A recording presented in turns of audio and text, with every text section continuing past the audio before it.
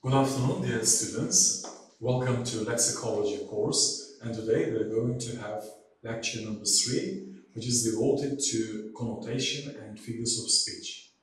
We have 4 plans today: connotation and its functions, figures of speech and its types, metaphor, metonymy, synecdoche, and irony. So students, as you remember in our previous lecture, we said that there are connotative and denotative meanings of the word of lexical unit.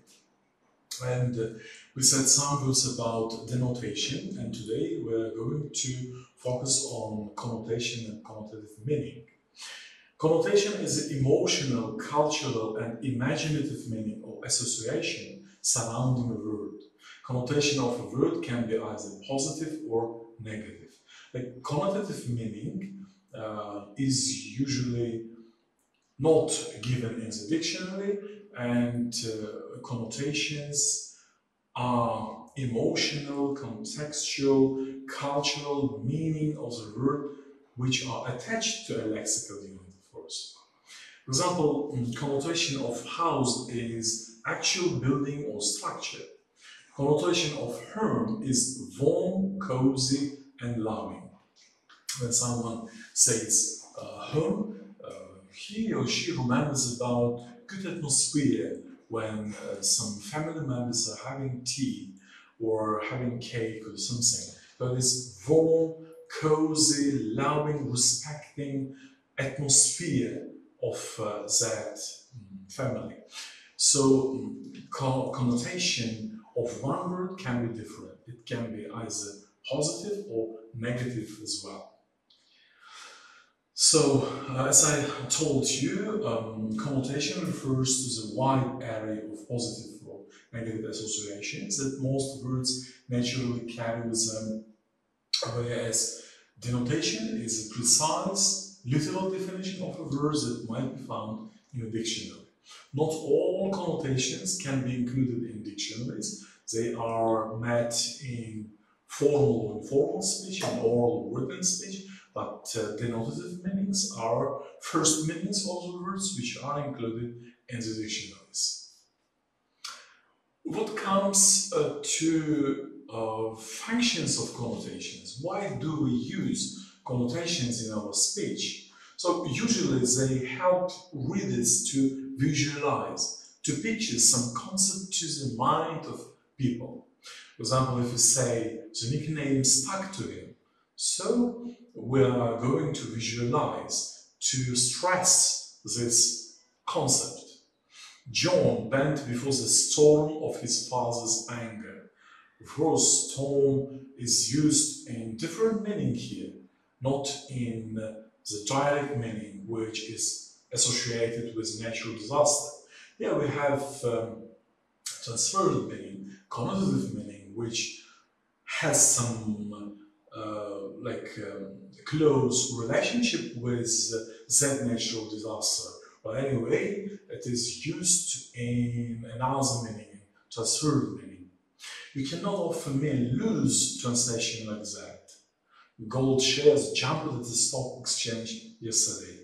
No gold share is able to jump, remember. So it is connotative meaning that is changing real direct meaning of a lexical unit. And figures of speech. Usually in lexicology we name them as figures of speech, but in stylistics they are referred as stylistic devices.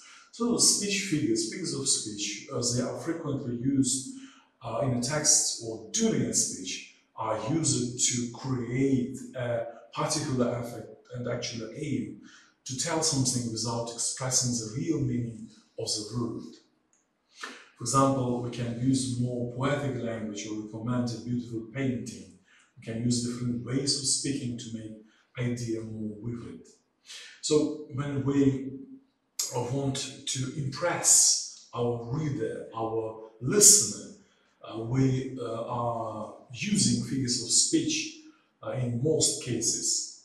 When you do not want just to use ordinary, simple, everyday words, when you want to impress, to convince, to impact, influence your readers and listeners. You use figures of speech, you use words with wings, words which can have different meanings, different functions. And they have a lot of figures of speech in any language. English is not exception. Simile, personification, metonymy, oxymoron, synecdoche, onomatopoeia are some samples of figures of speech. And today, in our today's lecture, we're going to focus on most popular figures of speech in the English language. By the way, I wanted to mention that figures of speech are usually used in literature to make poetry more beautiful, more attractive, more influential, more convincing. And in some other novels or in some stories, we also can see figures of speech. So let's focus on simile, students. So when we are comparing two things, objects, houses, or something, and when we usually these two things must have one thing in common. We use in this case we use simile. For example, he is as slow as tortoise. So we are comparing one person to the animal. So here they have a similar idea, similar concept, and in this case we are using simile. One important feature, one important thing to be remembered, students, when you are using similes, you must have special constructions, lexical constructions, when you are using simile. As, not so as, like, they should exist in the sentence when you are comparing two objects or issues together. If you do not put those constructions, it is not a simile then. So, a simile is a comparison of two things using the words like or as. Remember that these constructions should be present when you are using them. As sweet as pie, colorful like crayons. These are some examples of simile. Students, let's turn to another figure of speech, that is personification. To tell the truth, this is my favorite figure of speech. When we give human qualities to things and ideas or some not alive issues, when we give life to not dead, but to something which does not have any soul or any alive elements, let's say like this. The tree leaves danced in the wind. So here, in this case, we are giving life to the tree.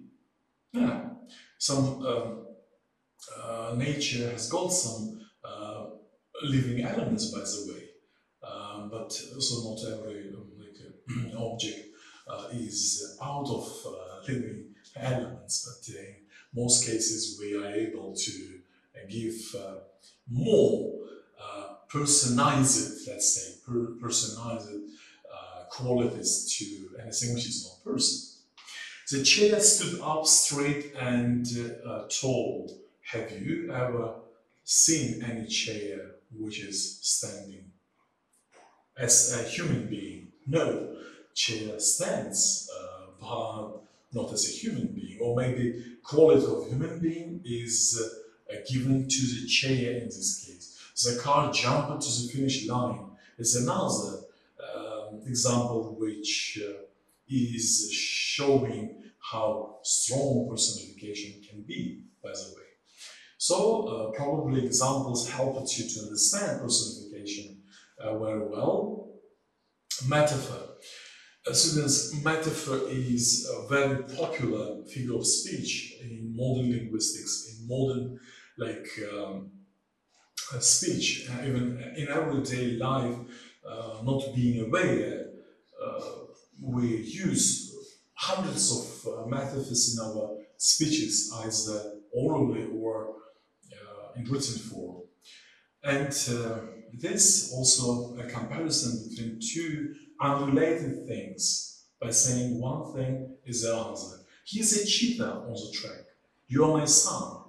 So here we're using metaphor when we are comparing two things which do not have any relation but may have some similar features in a way. So another figure of speech, another stylistic device is metonymy. So substitution for the thing meant of something closely associated with it. The kettle is boiling. For example, England lost the game to Brazil.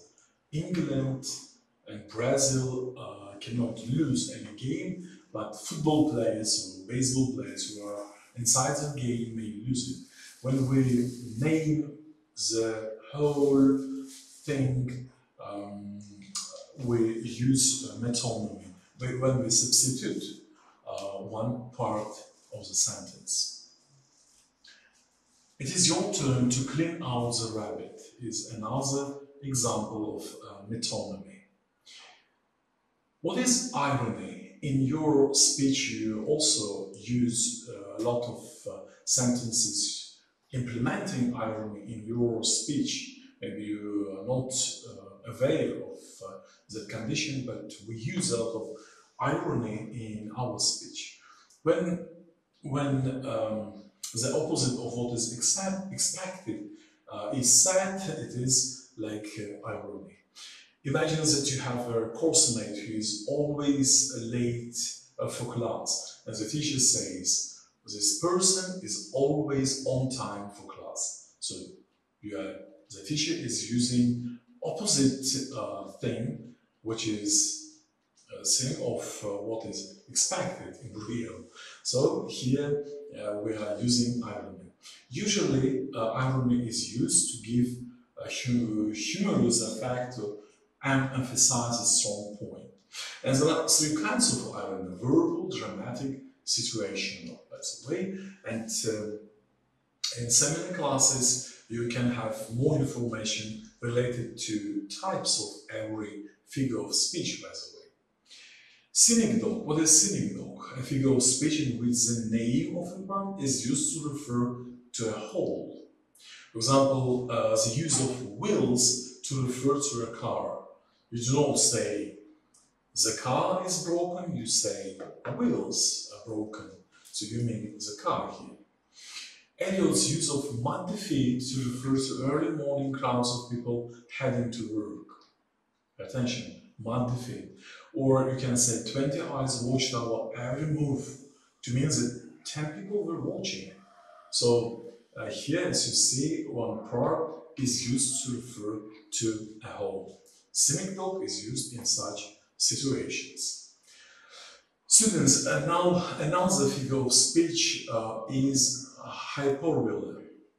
And it's one of the most popular figure of speech which is used in our language. When we exaggerate the meaning of the sentence, when we intensify the meaning, when we use too much exaggeration for the purpose of humor or for emphasizing some feelings inside you, we use hyperbole. Let's pay attention to some examples. I'm so hungry that I am able to eat a horse. So no one can eat a horse even if he is not eating for 10 days. So here we are using hyperbole in order to intensify the meaning of the sentence. You can say, my shoes are killing me. Even if it is tight for your feet, it cannot kill you. You can stand it ache, for example. But when you want to intensify the meaning, exaggerate the meaning, you can use hyperbole to draw attention of people to yourself. The king's nose was 3 feet long. Probably even Buratino hadn't such a long nose when he used some magic and made it long. Anyway, here we're using hyperbola again. So no nose can have such lengths, basically. So again, you're exaggerating, you're intensifying. Students, another figure of speech is onomatopoeia. When we use onomatopoeia, our ideas are based on different sounds in nature or in the surrounding of us. Like it is the tool a writer needs to describe sounds made by common objects, animals, or some nature. It is also one of the most popular, by the way, most popular ways of showing your ideas. You can say the lion roared, like the car crashed, the phone rings, the car horn beeped, the wolf howled, the bee buzzed. So every sound which is made in the nature and surroundings are examples of onomatopoeia. For example, bang, wham, wow, crash, and some buzz of a bee or other, some cat purrs, murmurs or something. So every sound can be an example of onomatopoeia. And one more figure of speech which can be shown, it is related to the pun, students. Maybe it is not so popular as previous figures of speech, but usually we use puns in literature, in poetry, in humoristic some way we use puns a lot. As a play on words that have the same sound, homonyms, but have different meanings. Usually puns are used to bring humor, and they are quite witty. When you are using puns, it means that you are able to understand some different meanings of different words. Examples of lexical units, lexical puns can be: I like kids, but I don't think I could eat a whole one. So as you understand, kid is a polysemantic word, and it has two meanings, a child and a baby goat. Here we are using a lexical pun, like even if you like kids, you cannot eat them.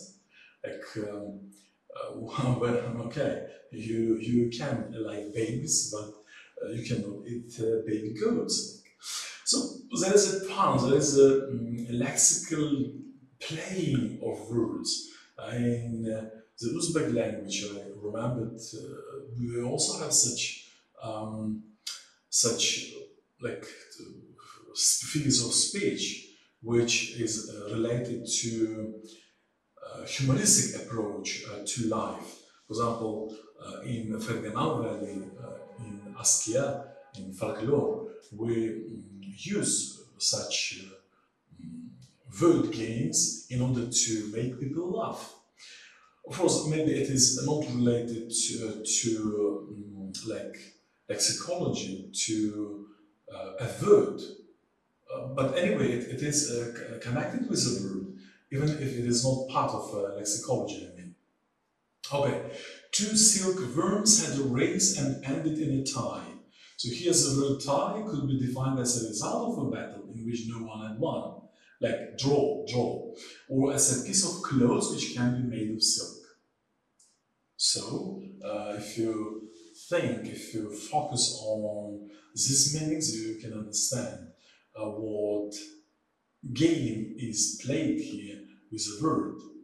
The wedding was so emotional that even the cake was in tears. Another example of lexical pun. So students try to use figures of speech more in your speech, because they show your master of the language. They show that you are trying to make your language more colorful and different than ordinary language. But we should know the limit.